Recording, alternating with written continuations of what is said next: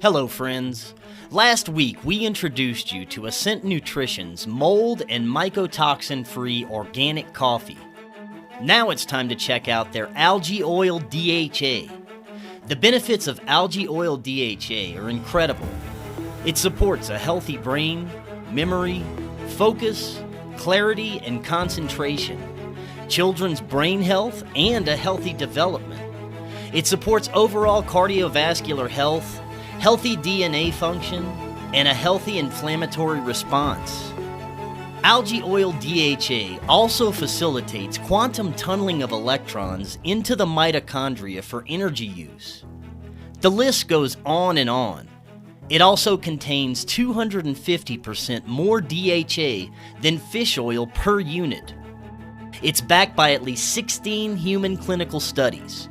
Go check out all the benefits for yourself at goascentnutrition.com and use coupon code FKN to get 10% off your entire order.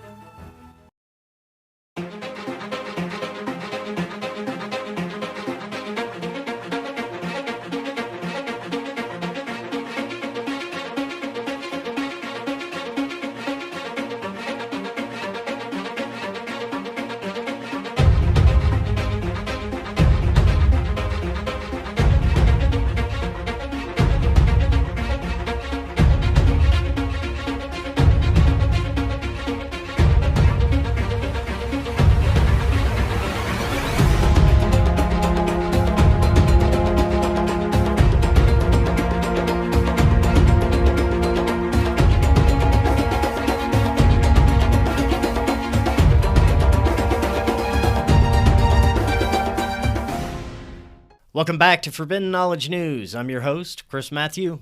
Today my guest is Rob Yox. First, I have a couple of announcements. Forbidden Knowledge News is always available on Rokfin, Minds, Odysee, Rumble, and all podcast platforms. Check us out on Rokfin. This is where you get our premium content. You also get all the premium content from all the creators there on Rokfin. You just go to rokfin.com/FKN Plus or click the link in the description to sign up. Our website is forbiddenknowledge.news, also the home of the Forbidden Knowledge Network. You're going to find amazing podcasts from our community there. And we started production on the Forbidden documentary. We are hoping to hit the road and possibly even visit as many of you as possible along the way. Unfortunately, that can't happen without your help. Have you seen the price of gas? Now, if you'd like to help in any way, you can go to supportfkn.com, or we have a PayPal link in the description. Anything is greatly appreciated, and any donation made through supportfkn.com, you're going to get exclusive access to never-before-seen research on the JFK assassination from Cory Hughes, which is going into his new upcoming book. Some amazing stuff on there, guys. Like I said, anything is greatly appreciated. If you would like to help in any other way, email me forbiddenknowledgenews@gmail.com. Today I want to welcome Rob Yox. He is a researcher, historian, international speaker, conspiracy investigator, paranormal investigator, and broadcast and podcast host. He is also the founder and creator of Full Spectrum Universe. Through his research on indigenous cultures from around the world, occult and esoteric as well as ancient spiritual teachings, contact, and conspiracy investigations, he's taken a multifaceted approach to explore his awareness and perception of reality. Rob, welcome. How you doing? Hey, what's going on, my friend? I'm so good. I'm so happy to be here. It's an honor and a privilege to be sitting on this stage with you and really, conversing with you. I think this is an amazing channel doing amazing work, and I'm just so honored and happy to be here. Yeah, man, it's great to have you. Like I said, I've been looking forward to this. Your research, so many of my favorite topics, from indigenous cultures, ancient spirituality, to esoteric and occult studies, even contact experiences and modern conspiracies, and much more. We can go in so many fun directions tonight, but this is your first time on. Let's start with more about you. Tell us a little bit more about yourself, your research, and what led you to it. Well, for me, talking about me is always, a little hard, but because, we're always hosts and we kind of get into everybody else, but I'll give it a shot. And Well, my one of the things that really drew me to sort of all of this extra research was I was always a history buff, loved history. Looking through history, a lot of it didn't make sense. There was gaps and there was things missing and full context. And I'm like, I really have to understand. And then I started to kind of spot these patterns where it looked like stories were being tailored in specific ways so they could just be a narrative or they could prove something that it might not be. And I was kind of looking for like a more robust understanding of it. And along the way, I kind of gotten to where, the rubber meets the road, where we're talking about specific points in history where there has been potential contact through UFO or extraterrestrial contact. And that kind of led me down to like the ufology side of things. And once I got there, I was like, this is incredible. The whole world opened up. So when the whole world opened up like that, what I did was I kind of kept going a little bit further. I would try and consume everything I possibly could to make sure that I was understanding each and every topic completely, completely, fully, every angle. And I kind of was going about it in the wrong way because I think I needed to read more and kind of create my own understanding of what those situations or at least those contacts mean to people while they tell me their side and me trying to give it more of like an analytical, logical, aspect of it. So one of the things that I also got into after that was a lot of spirituality. With the contact came that spirituality aspect. And then that kind of intrigued me for a long time. And now I'm really down that consciousness path. We do, me and my friend Omar from Watchers Talk, we do consciousness-based events. We did the largest event last year online of 121 speakers over 11 days. It was just a grueling, grueling conference, but it was a lot of fun and we learned a lot. And from there, I mean, I had worked with a lot of these people who had shows, and I thought to myself, maybe it's time, especially when we were, locked in for so long. I decided to kind of transfer my energy. And I was like, let me try my own show. And I started to create and really put things together. I started taking video editing very seriously. And I also got into Indigenous peoples because I felt a lot of that spirituality came from the fundamentals that Indigenous peoples gave us. So people like Stephen and Evan Strong were a really, really big driving force in my understanding of where humanity physically started or where they come from. And that's out of Australia. Most people would say out of Africa. I kind of believe it's out of Australia. And from Australia, a lot of these Indigenous cultures spread out across the world. And they have evidence and proof. They have skeletons. They have metallurgy that these rings that look like they could have been from Atlantis or somewhere else. And it was a really wild ride. But what that did is it kind of gave me a lot of focus on the ceremonial, ritualistic aspects, but also the spiritual connection and the symbiosis to the planet and each other and those Indigenous peoples kind of practice and preach. So I went down that rabbit hole for a long time. And now being in Indigenous studies for probably 3 years now, I feel like I've changed as a person, but it's also reaped a little bit of benefit too. Paul Wallace just finished up the last book in the Eden series. I helped put a lot of that research together, and it's doing very well right now on Amazon. But it was a lot of fun, and just to be mentioned in a book like that with an author of that caliber was just, it was one of the best points in my life. I was just so happy about it. Man, that's great. Now, I think that would be a good place to start with is your research into Indigenous peoples. Where did you start when it comes to that specific aspect of your research? I started with the Iroquois. Now, I am Italian and German with a very small, small sliver of Native American in me, and I tried to figure out my own heritage in that aspect. So I first went through my family tree. I found out that we were Iroquois. It was, the 5 nations. Eventually, it was really the 6 nations. It was so much fun to dive into the creation story. I did a presentation at one of the events on the creation story and how that creation story kind of coincided along with the Aboriginals and the African Bushman Indigenous peoples, and how these narratives and this comparative mythology really kind of clicked together. So the story goes and actually in that presentation, I make relevance to the Bible as well. And one of the things that the Indigenous people show is that there's the masculine and the feminine.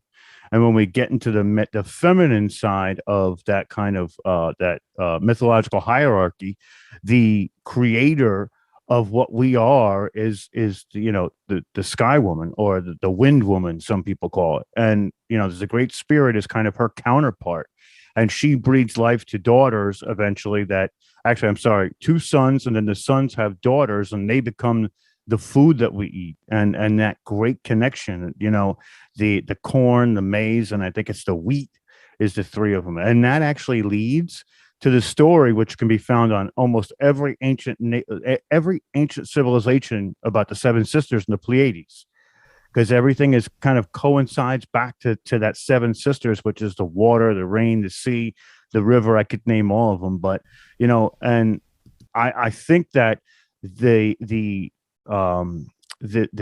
people that they talk about, the gods, the myths, the heroes, they are prevalent in all other cultures going forward from those points. So it was a great starting point for me. I mean, and one of the things I loved is they had a character in the Iroquois called the Hero, and it was an actual title. It wasn't, usually somebody's name would be Hero, but this was at the time an actual title that was given to people who brought peace and justice, especially when colonization was happening. And that was a great story to go on. And there's just so much information running through my head right now, but I just love the fact that they use these ceremonies to kind of move that consciousness pattern forward as we go. Like, when you're a young child, you gather, and they give you some sort of a ritualistic ceremony. Then when you get to hunt, you get to do it again. And then when you're a warrior, you do it again. And those are kind of like fermenting your levels inside of society. And we actually do that now too, without really thinking about it. In the Catholic Church, there's communion, confirmation, marriage, and then so on and so forth. In the actual rites of society, there's, regular schooling in the very beginning. Then there's high school, college, master's, doctorate. So there's a lot of initiation that we don't even really know that we go through. And we would kind of take it as a perspective of how our consciousness grows through each of those aspects. We kind of get to this point where it's like, wow, we really do have a very, very similar path and pattern as to the peoples who came before us. Yeah, and you mentioned the kind of similarities even across the ocean on the different side of the planet between some of these cultures and spiritual beliefs. Maybe you could get into a little bit more of that and what you found as some of the more significant similarities, especially when it comes to possibly the beings our ancestors interacted with. There's always stories of beings from the sky and beings from below the ground, right? Absolutely. Absolutely. One of the things, I'm going to start small, and then I'm going to kind of gradually pull out. So the Iroquois people, and this is kind of how I followed my chain to those beings and forming those connections in that comparative mythology. The Iroquois people and the Cherokee people, while they were both on opposite sides of the United States, Iroquois to the north, Cherokee to the south, linguistically, it was like they came from the same people. That's how similar linguistics and ceremony and mythology was between the two tribes. Both of those tribes came from the West. And this is kind of how I backtrack to Australia and go, okay, now there's something going on with Australia that we really have to look at. And all of them talked about sky people. Sky people were not the gods. Sky people were a subset of gods. And when we go west, we get to the Hopi, who saw that subset of gods to actual gods. They were the actual star people, and they came down and gave them all different types of technology. They could do all different types of things, and all different types of craft came down. They would call them birds that were on fire, like a phoenix. To a dragon, even though they didn't really even know what a dragon was at the time. They just kind of said a long lizard with a flame coming out of its front and back, which was kind of strange. If you try and take the picture of it, you're like, is that going up or what's happening there? But now when we go back to the Aboriginal people in Dreamtime, they were not just visited by extraterrestrial; they were being visited by ultra-dimensional beings, trying to give them guidance on their path. And if we go back to the Iroquois, they also have a form of dream time in the spirit walk, which is where they do the ceremony where they deprive themselves of almost every nutrient that they possibly can think of for a certain amount of time. and then they smoke specific tobaccos and in combination, and then they kind of go into this really highly elevated state where if ayahuasca or peyote was involved, it can get that way too. But a lot of it was from deprivation when they were like on the brink of almost having an NDE, and they kind of encounter all different types of beings. So the African Bushmen talk about star people too, but they came from they came from the stars and ended up going underground in some of their stories and then coming back out later.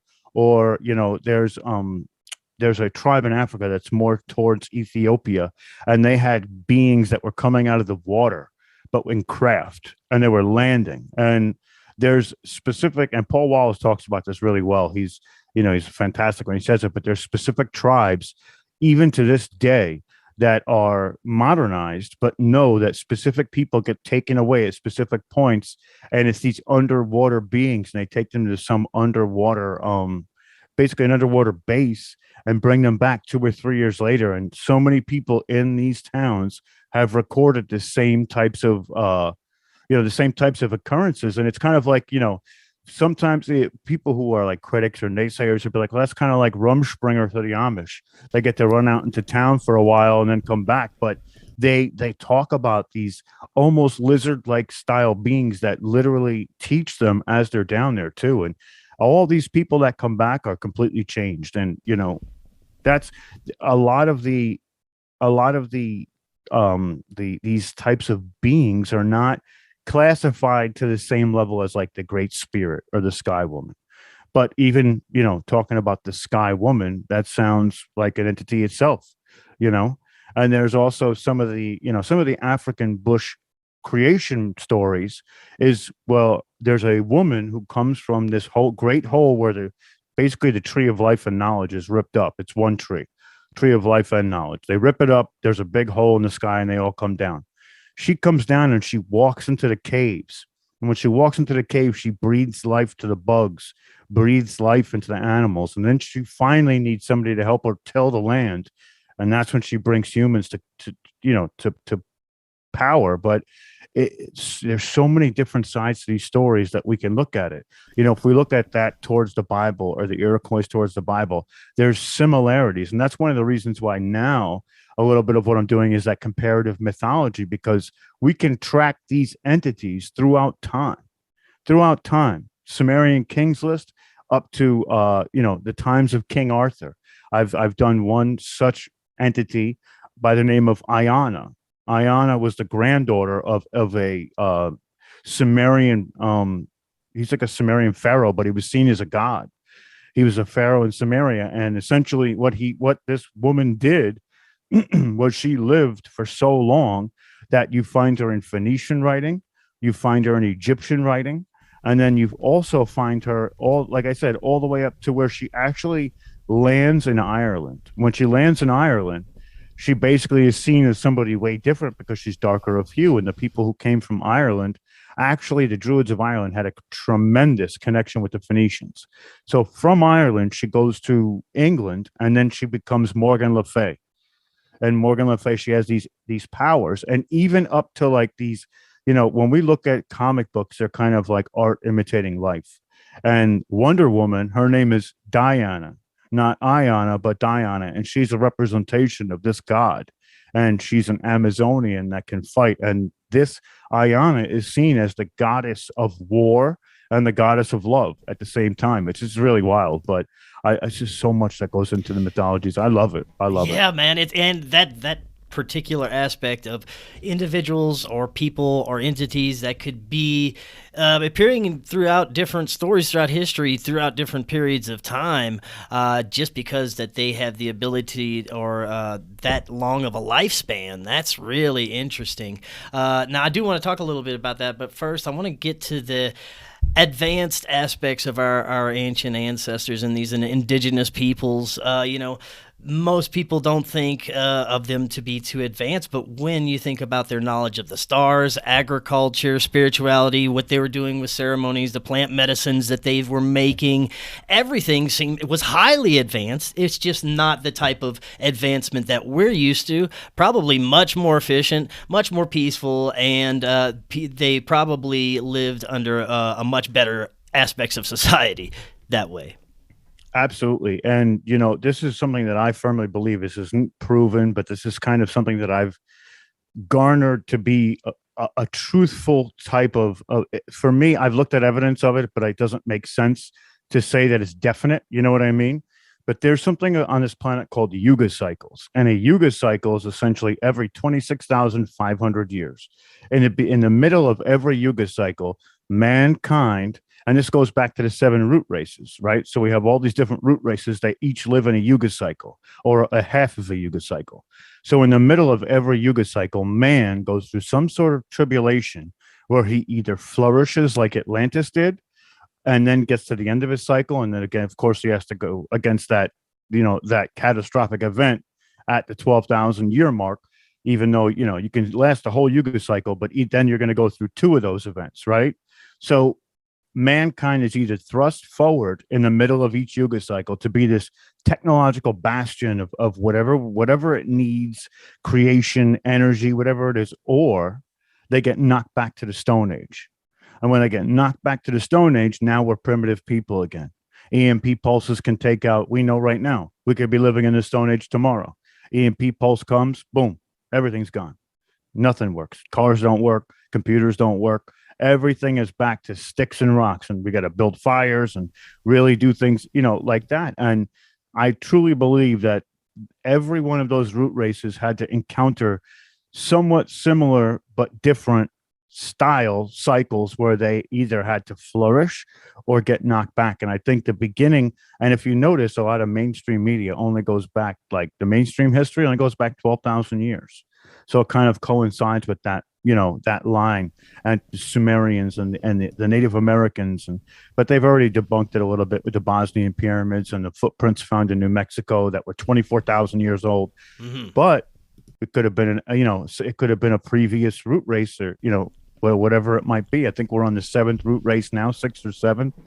I'm not an expert in the root races, but I truly believe that that's what happened. So if that happens, and there is that catastrophe, the deluge, the ice age, all those different things, they were all catastrophes. Something gets left over, whether it be the knowledge that the people had or some of the tech that could potentially be there or whatever they can scrounge up. So I do believe that the beginning civilizations of this cycle had superior technology in the sense of knowledge or actual tech right then than we do right now.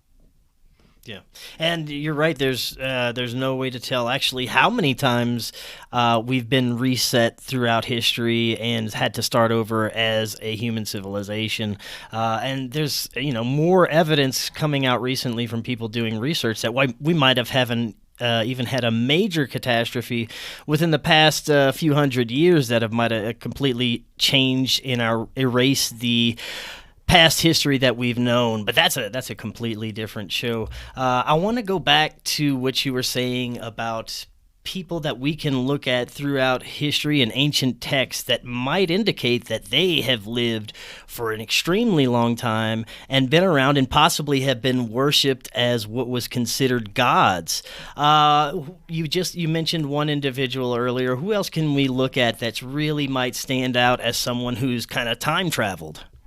Well, again, Ayana is coincidentally close to Merlin. Merlin is somebody that we can find for probably 4,000 years, and he lives for a very long time in text, right? God knows if Merlin was actually real or not, but we see this with the transition of specific gods. We see Zeus and Saturn, and then also Odin. They transcend these timelines, but there's more characters in the sense of Osiris. Osiris is seen in so many different ways from Egypt all the way up to all these different, even even mentioned and referenced towards the Bible in later years when we get into it. I have to pull the text up to tell you exactly where it is, but I have seen it in there. And a lot of these, a lot of these people a lot of these people that we look at, what we're doing is we're looking at characteristic traits. They can change in a story. We see, just to go back to Ayana real quick to kind of give you a little bit of you know, um, an example. In the very beginning, she was very nice. And as time goes on, and I believe that they're by themselves for so long, they become bitter and angry because they're losing people or some certain circumstance.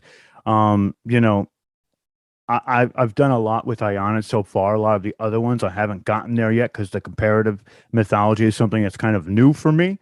But I know that there are so many out there, especially when we look at the Bible. Some of the references in the Bible talk about Moses and Abraham living for, what the first few people were 900, 600, 1400 years.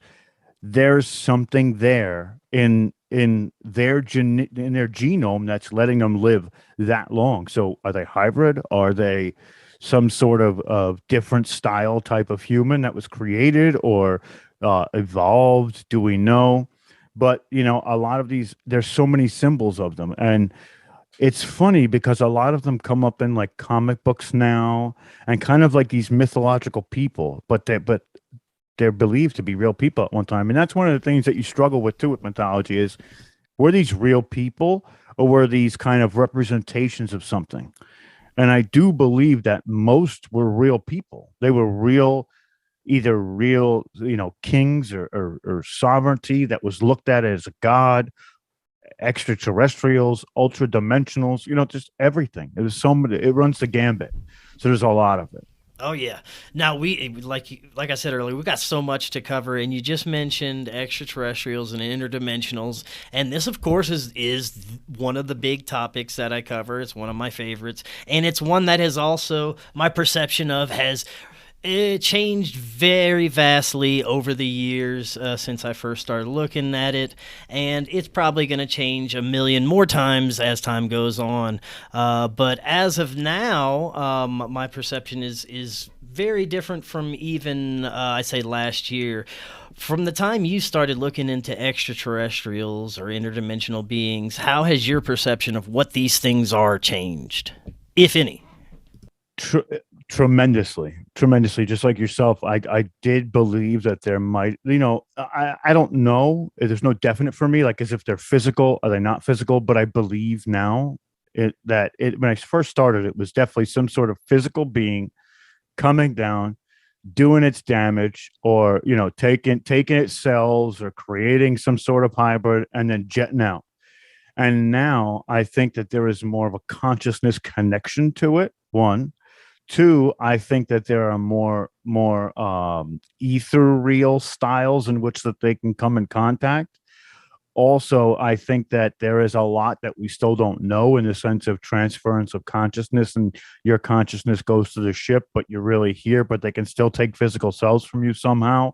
I mean, for me, it's opened up a lot. It's opened up a lot. And looking at the different, I guess, species or different races that are out there and how they've actually interacted with people, I think shows a little bit more too of how there is this knowledge that we still have yet to uncover, that's the definitive of what they truly are. But I believe that, when I first started, I was like, they definitely came from outer space. Then for a little while, I was like, well, maybe they came from the future, and their genetic cells are just so run down that now they're coming back to try and get some of that extra, some of those genes and that genetics to hype up their manipulation of those vessels later on down the road.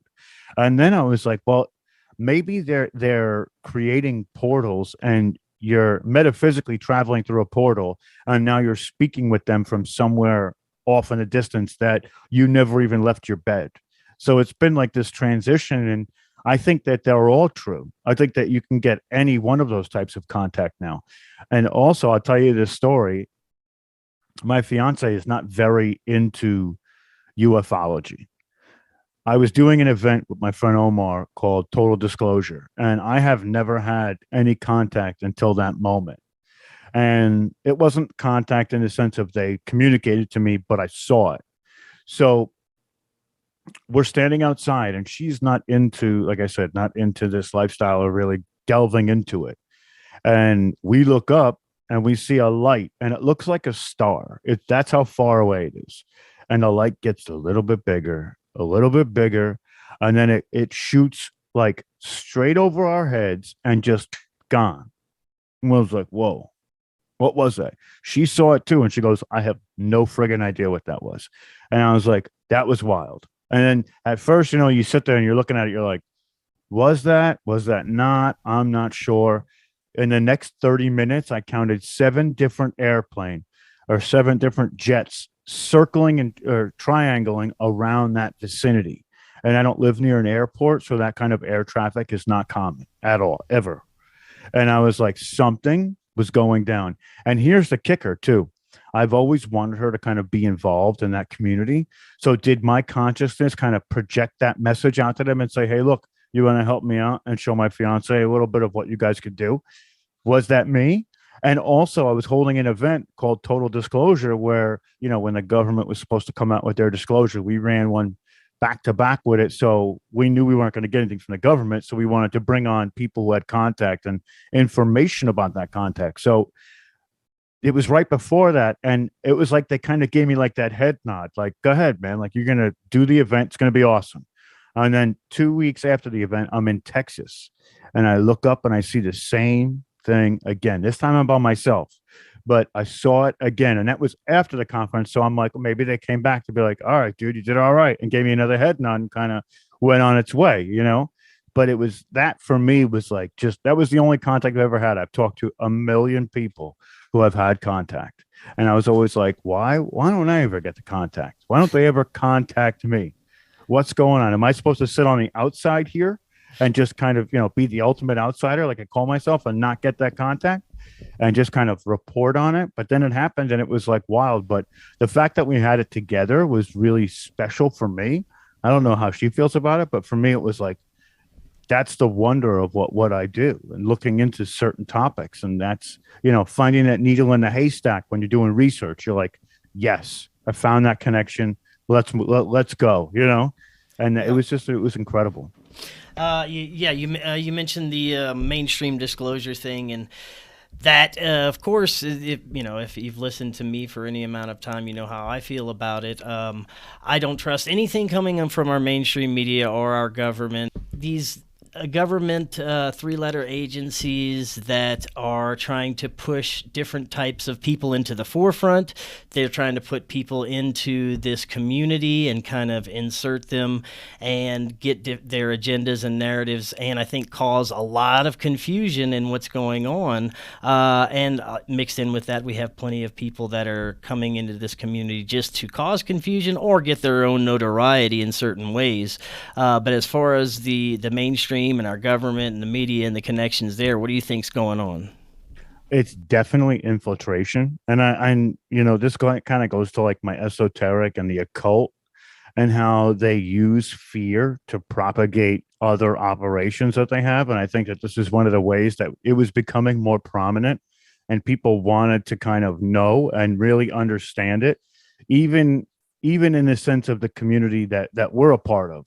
It was steadily growing, but then all of a sudden with the mention of it, it kind of really like popped, the bubble popped. And now it's just everybody rushing in to see what's going on. And I think that they definitely infiltrated to create that confusion, to propagate cover stories, to really generate a fear-based campaign on ufology. They want it to be fearful. They're coming, they're going to kill you. It's going to be the end all be all, and we need to prepare. And that sentiment to me doesn't make sense, because we wouldn't be here if they really wanted us gone, right? Maybe some out there don't want us to be here, but there's something else going on behind the scenes that I'm not privy to, because we are here right now. Maybe. Well, we can get to that, projection of reality later. But, from what I understand, and I really think that there's a lot of money to be made in this industry, and it seems to be everything to everybody. One of the things that I personally live by is I'm here for the information. Like if I can make monetization a sponsor, that's cool. But I'm not going to push to be a millionaire. My job is to, when I listen to my ancestors, they're telling me create a database. Like we put the paintings on the walls, you have to do the same for the next generation. That's the mission. That's my mission. I have to put this information out there. Now, if I can make a sustainable living out of it, I'm cool with that too. But these people are gouging for notoriety and fame as well with it. And it's so prevalent that there's people out there who come up with these fantastical stories. And I understand that some of the fantastical stories might be true, but there are people that are literally making things up to try and garner that recognition and that money. And that, for a long time, this was a very closed community. People weren't talking about other people in that way. You were hearing stories that were a little bit more realistic. And now that the floodgate is opened, that also comes with these people who are, like I said, trying to gain that fame, and they'll elaborate on make these crazy stories up. And it's really wild too, because we see this with everything. They infiltrate, they create fear and panic. And now the community is going in 17 different directions, what they believe and what they feel. It's divisive, and that's what they want, because now they can control the narratives a lot easier if not everybody's on the same page. And that's also what they do with revelation of the method. When revelation of the method is where they tell you what they're going to say before they do it, or they tell you what they're going to do before they do it. They say it to you in some way, shape, or form. What they did with that disclosure movement in the very beginning and probing for it, they were telling you, we're coming for the UFO community. So prepare yourself, because we're infiltrating. And that's what that was. That was that was one of the red flags that made me want to go and put that event together, because we knew no matter what, 3 months, 3 years, 3 decades, we're not getting anything from them. Doesn't matter. Yeah, I have a feeling that they know that this is a spiritual phenomenon. As that's I 100% believe that this is connected to our consciousness, our souls, and this is guiding us in a certain way. At least based on my own personal experiences with contact and what I've learned. It's a very personal phenomenon. Each individual is going to have maybe similar experiences, but the messages are very much connected to them from what I've heard from genuine contact experiences and from my own.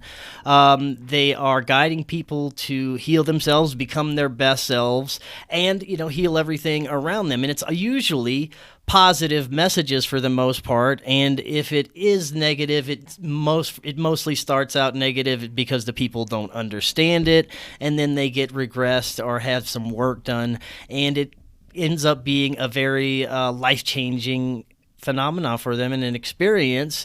And some people seek more spirituality after they have contact experiences. I bettered my life in so many ways after my experience, and this is true for many other contactees that I've spoken to. Now, that being said, if this is causing people to have great things happen in their life, why would the powers that be want people to know the truth about it? Why would they want them to embrace it? I think that they are extremely threatened by what is happening behind contact, the truth behind contact, what is going on with it, whether it's physical or non-physical. I'm 100% convinced that it is 1,000% spiritual.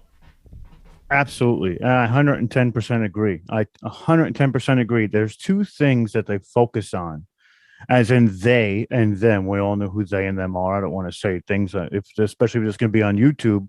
Them, the establishment. Yeah. We know that they don't want us to know where we come from, because a man and woman who doesn't know where he comes from is a man and woman lost.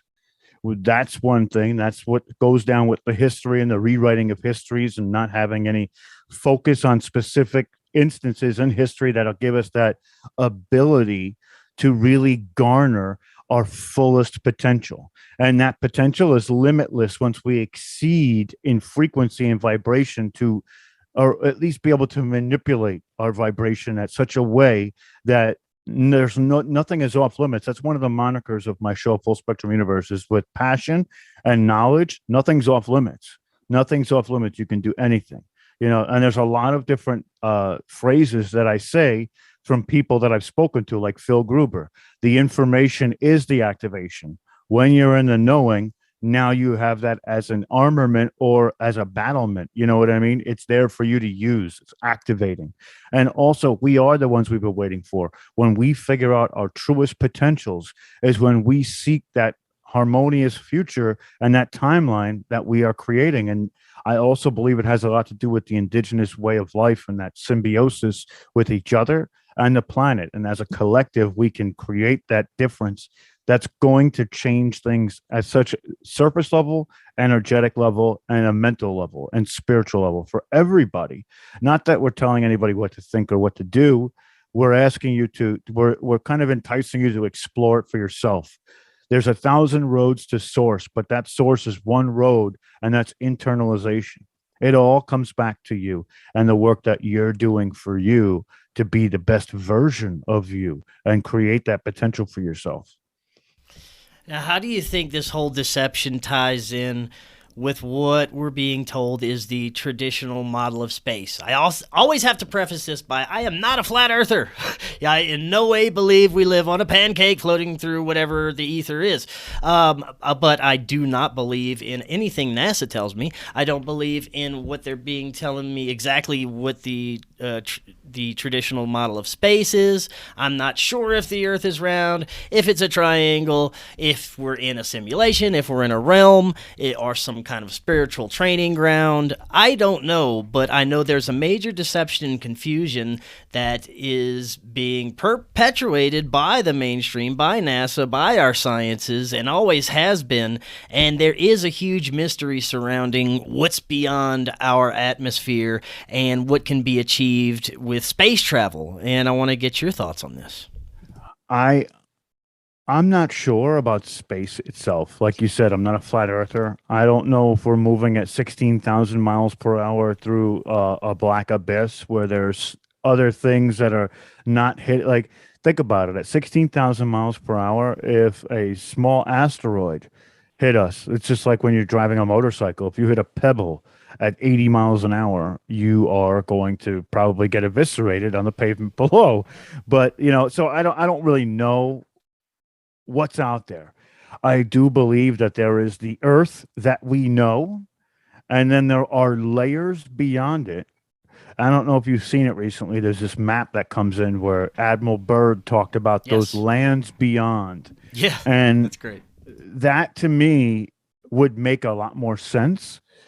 And I do think that there is a oval shape to it, and that's why we see things as circular when we look at the moon. Whether it's fake or not, they would have emulated something that looked like the other objects floating in our universe. Even if it was towed in by, let's say, Anunnaki or whatever the case may be. And we see those other planets; they are round in shape. They're not pancakes. So I don't believe in flat Earth either. And I think that's I talked to a gentleman by the name of Mark Fiorentino.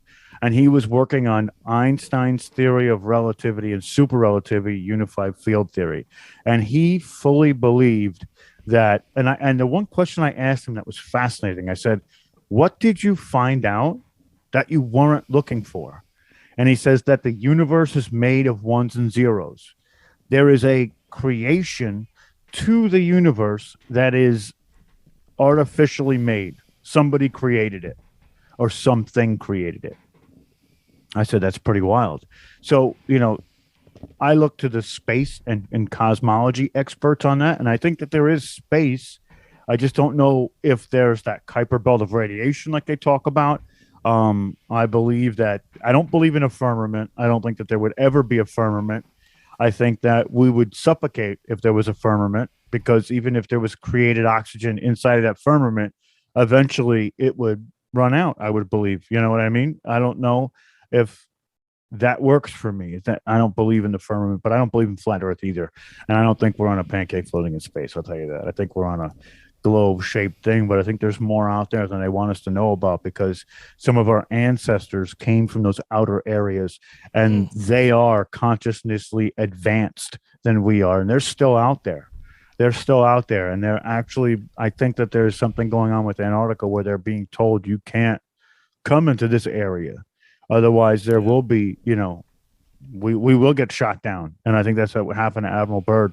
He got out there somehow, slipped through the cracks, and now here he is, and he found some people and they were like, you got to get the hell out of here. And he was like, okay, I see what you guys are capable of. I'm out, Yeah. But it's wild out there, man. I think there's so much left to be explored, and I'm so excited about it. Yeah, man, that's super fascinating to me. I love the whole extra land thing. I want to get to, in your notes, you sent me timelines and Project Looking Glass. Now, I love this stuff. I love the fact that through Project Looking Glass, they were trying to find, if they would ever get their dream utopia outcome through this whole New World Order thing. And apparently they always lose. And that's a beautiful thing to me. But what do you think? Do you think that I think that we're on all different timelines right now? I think that the people that are living their lives normally, that aren't participating in BS, that don't watch the news, that aren't wearing masks every day, that aren't getting the whatever you want to call these experiments that people are getting, I think that they're on a completely different timeline than those that are. And there's variances, and I think that has to do on a global scale where people's collective consciousness is going and what the outcome is going to be for what you would call globalists, them, they, or whatever, want the outcome to be versus what in reality is actually going to happen. What do you think?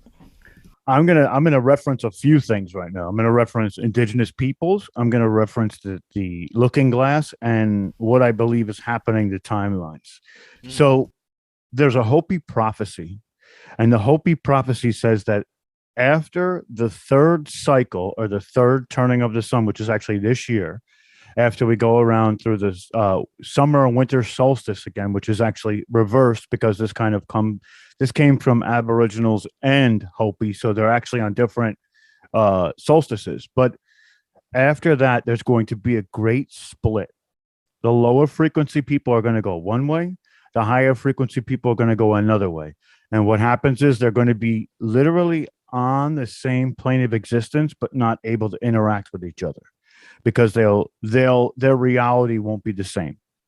They will be on the same plane of existence. It's hard for me to, my brain took like 7 times to get this. So they're on the same plane of existence, but because they've actually transcended, it's like the different dimensions, 4th dimension, 5th dimension will be on the 4th or 5th.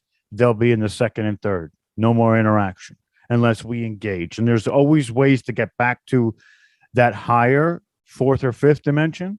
And there's always, you don't go backwards, but you can go up after a lifestyle. You have to be reincarnated back into that 4th and 5th dimension. So that great split is a representation of what's kind of happening now. And there's different timelines and they're out there. And this is what Mandela effect is when these two timelines come so close, there's bleed through memory between the both timelines. So your higher self is your conduit to all different dimensions and time and space. So if your higher self, let's say it was here, it would have tendril threads on every timeline or every variance of every timeline.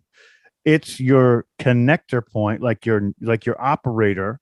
If this was a phone line, it's like your operator before it goes to source, right? That's the direct lens that source goes through. So all of that is in the knowledge of the higher self, which is why sometimes when we meditate, we look for guidance from our higher self because it's seen it all and been through it all. So now what's happening is we're moving down this timeline prime, I'm going to call it timeline prime. It's the middle timeline, the biggest one. There's other timelines that are snapping into it and closing. And as they do that, our self from that reality is getting kind of that fractal of ourselves is getting reabsorbed into the center of what we are now, which is also a reason for Mandela effect. Those memories were maybe not yours. They were somebody else's. or a version of you, and now you're understanding. It's like when you look at something and you either have deja vu or a difference in seeing it multiple ways. You're like, wait a minute. The last time I did that differently, but I still had the same outcome. And there's moments where you feel that. So with that prophecy, we're going to snap back to one timeline before we go into another split. And that, again, is the universal cycle, that cyclistic nature of back to one, diverging into the many, back to one, diverging into the many, because everything, I believe, has parameters, just like as if we're, there's different calculations or different sets of things that we can do within this time frame or in this period. We can split into 72,000 timelines or remain on that one, but eventually we're going to be in the area of both, just because of the cyclistic nature of everything. And we see that with the way the plants grow, the way we grow and we evolve. So that's my belief. And I think Looking Glass was a way for, it's kind of the same, or it's not the same, but it's kind of along the same tech as the Chronovisor in the Vatican, except this one they can interact and actually get, like, the Chronovisor is just to see. This one they actually can become hands-on and change things, and I think that they have, which is why we're in a moment that we are in right now, where such evil is walking around, and NPCs, people you talk to, they look like there's nothing behind their eyes. You're like, this is crazy. This is crazy what's going on right now. But this is probably one of those times that, it's in the cyclistic nature of it, that evil or the archons have gained a foothold, but ultimately they'll never win, because there's too many of us and not enough of them, always. But they're going to try, and when they try, things are going to change, and that's why we're in this moment now. But I think a lot of what we learn is kind of mashing together right now, and we can use some of the insight from each experience to kind of, or each bit of research, to create that massive whole. And I think I went through prophecy on that one. I went through Looking Glass, and I'm not sure what's going to happen after all of this settles.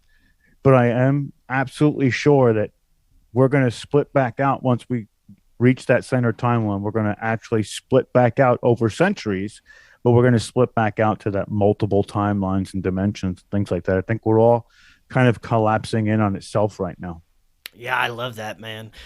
You mentioned archons. What do these mean to you? Do you think that there are actually, demons or extraterrestrials or entities, etheric beings that are maybe pulling the strings or whispering in people's ears or trying to push us in certain directions or timelines? Or is it something that we create ourselves, like egregores or thought forms, or this negative energy that we put out there, or just us, or just humans screwing ourselves into these bad decisions? I see it as we made a bunch of bad decisions trying to fix our bad decisions that we made before, and it just kept getting worse and worse. And I love that analogy you said, fractalizing out and eventually coming back into source.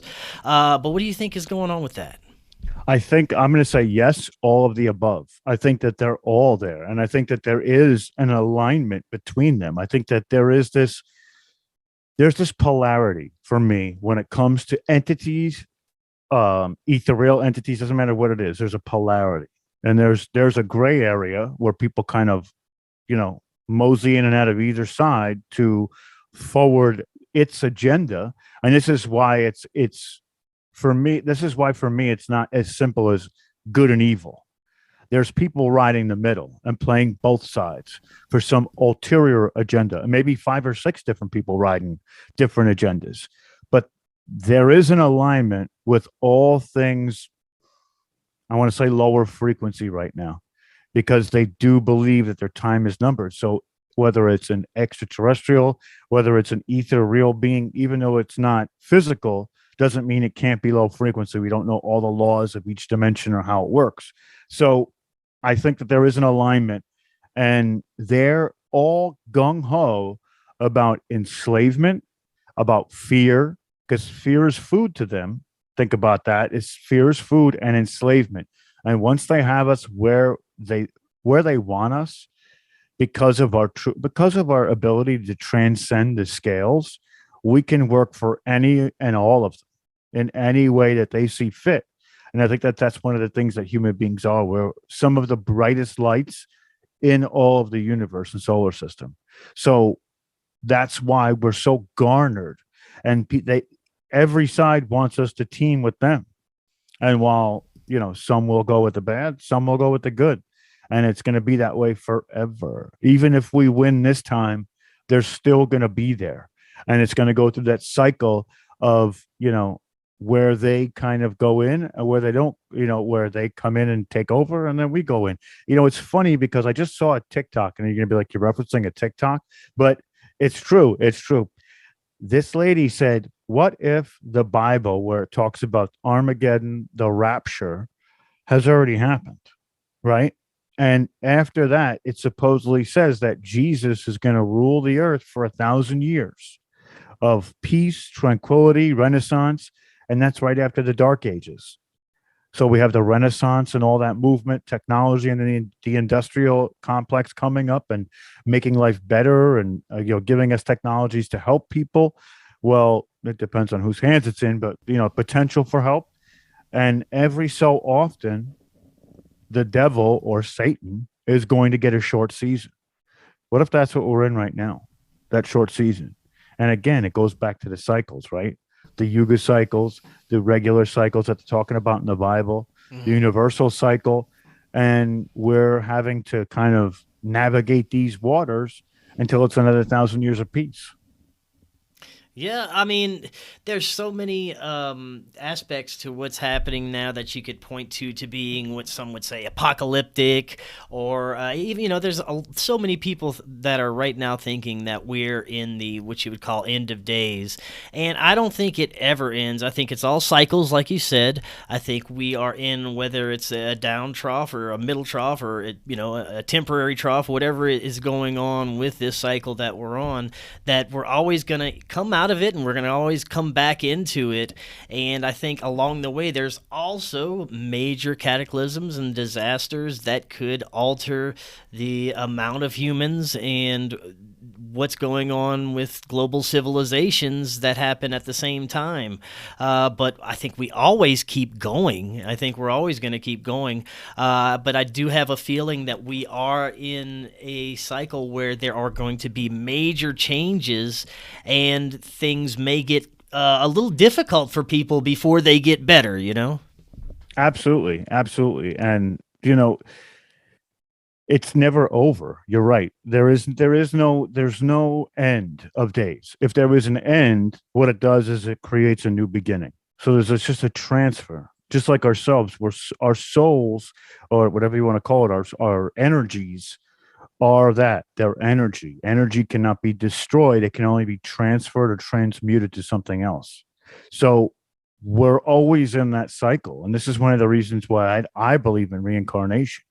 And I've visited a lot of psychics, a lot of mediums, and they say that my soul is one of the original souls of this planet, and that's why I've kind of come through and I've heard them talk to people and say, you are a completely brand new soul. You've never been here. You've been other places, but you've never been here. And I think that's kind of like this out with the old, in with the new kind of reoccurrence, and we're kind of just transfer. And now we'll go to somewhere else, incarnate next time, since I'm old on this planet.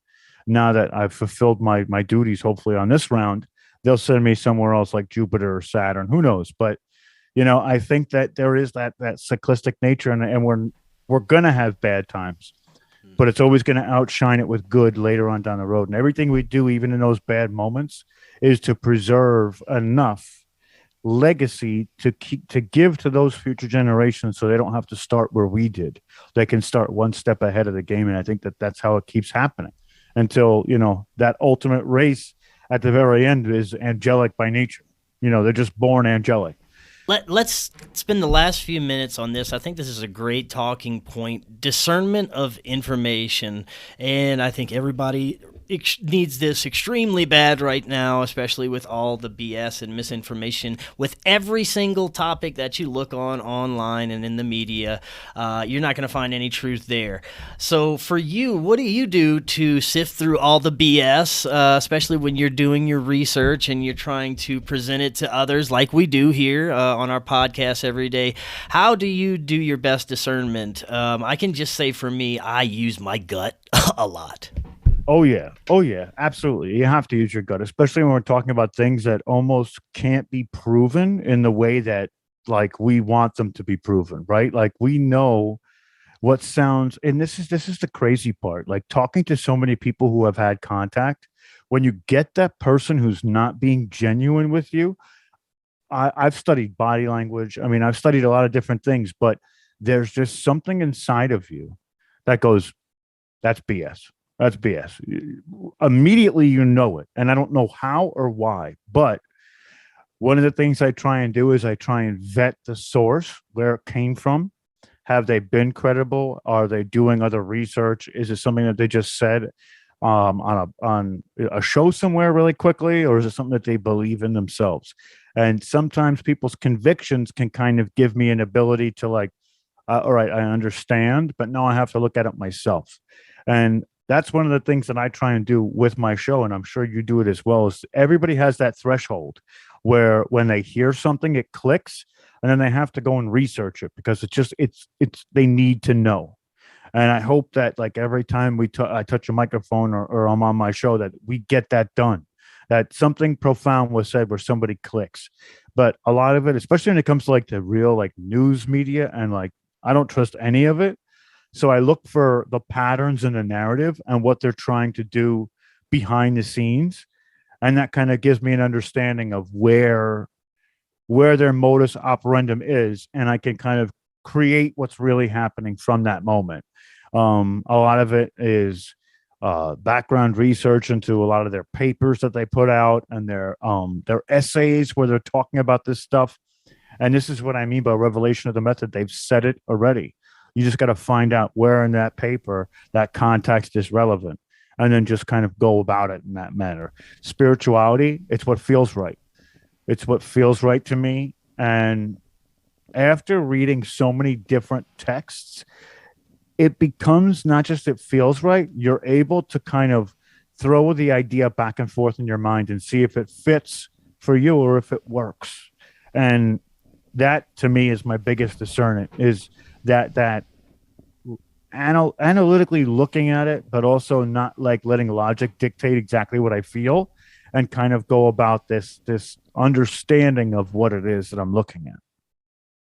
Right on, man. Now, I don't see any sustainable way we can keep going with our current systems of education, economics, entertainment industry. I don't see anything being sustainable in our old West systems anymore in the old ways, and I see it crumbling right before our eyes. And we also see formations of new systems. We see new researchers, new entertainment, new people coming up. Nobody's watching Netflix anymore. Nobody's tuning into what Hollywood has to offer, and I'm very excited about what we are seeing in the future. Do you see the same thing, a kind of crumbling of these old systems, and are you optimistic about what could possibly rise up after? Absolutely. And one of the things I tell everybody is I think everybody should have like a show or an outlet to creatively kind of talk to people, right? We use Clubhouse, and Clubhouse is one of the ways. We have something called the Truth Seekers Tavern. It's got about 6,000 people. We put rooms on that are kind of just like open forum or whatever you want to talk about. Doesn't matter. But I do see that old archetype or that system. It's really losing its foundations because a lot of what they've told us is not true. So for them to instill these systems even after the fact, it doesn't work anymore. So we are creating these new areas and these new systems where we can be more relevant in the moment and be more open to different information as opposed to what's just shoved down our throat. And I do see that Hollywood has lost all of its meaning. We are the news, as in mainstream media, which is why I've created a Substack so I can talk about real facts of what's happening in today's world with a hint of spirituality to kind of, my first article was on comparative mythology, but that's what I'm going to open it up for. And also I'm trying to create a website that's kind of aggregate news as in a non-biased way of retaining this information. So you can make your own decision. You don't have to be right. You don't have to be left. You can just be you and love being you in that moment. Awesome, man. This was fantastic. We're going to have you back on, and there's so many more topics and so much more things we could cover. Before you head out, let the audience know where they can find Full Spectrum Universe and what you got going on there. Thank you. Thank you. So we're on YouTube right now. We're we're getting close to 2,000 subscribers on YouTube, which is, after about a year and a half, I can't say it's been any better than it has been. It's been such an honor and a pleasure just to be out there and giving people information. I just love it so much. And thank you, Chris. It's amazing that you let me come on the show, and I'm more than happy to come back at any time. You can find me on every different social media site, from Facebook to Instagram to Getter to Telegram, everything Full Spectrum Universe. We're ubiquitous across the dial. We're also on platforms, like I said, we're going to be on Fireside soon. We're also on Clubhouse. There's Full Spectrum Universe on Clubhouse. You can come and just have impromptu conversations with everybody that we have there. We've got a ton of great researchers from across the world. And we have a Telegram channel called True Seekers Tavern, where we bring the chat to life with information and research. It's one of the biggest forums that I've been a part of where people actually delve in research.